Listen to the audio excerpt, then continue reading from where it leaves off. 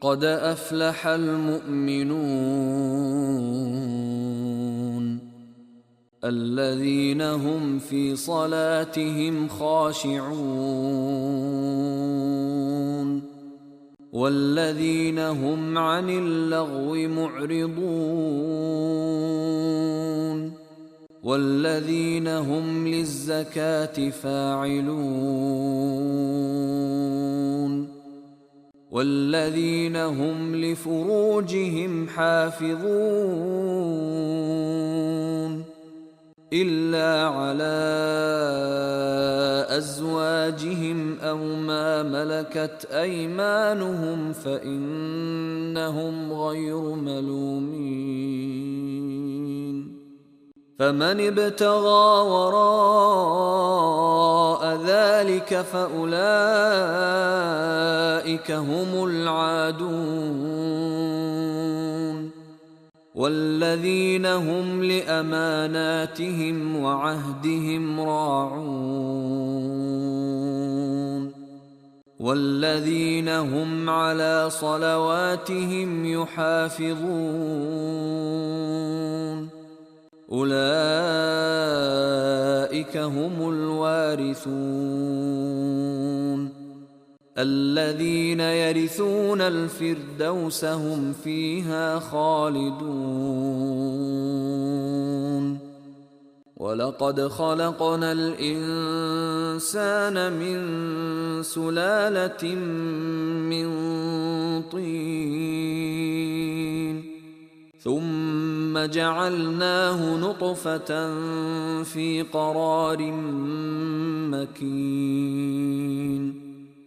ثم خلقنا النطفة علقة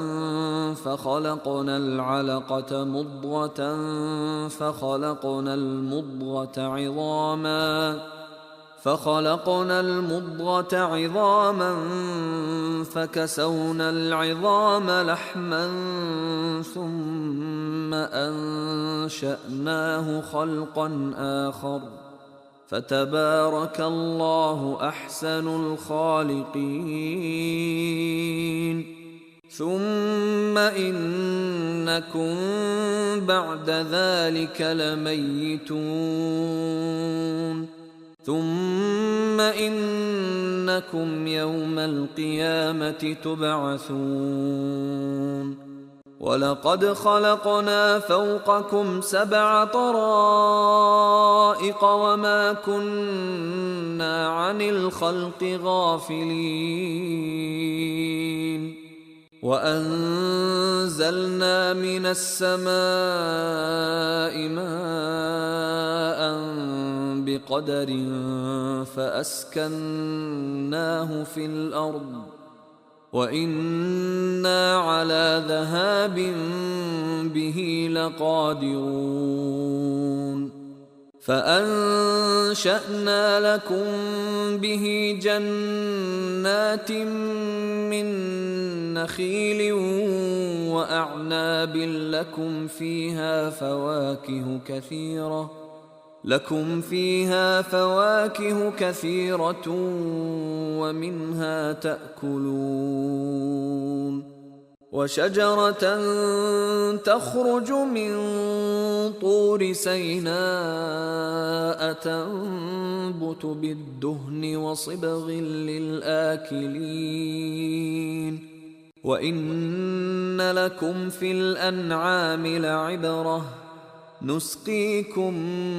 مما في بطونها ولكم فيها منافع كثيرة ومنها تأكلون وعليها وعلى الفلك تحملون ولقد أرسلنا نوحا إلى قومه فقال يا قوم اعبدوا الله ما لكم من إله غيره أفلا تتقون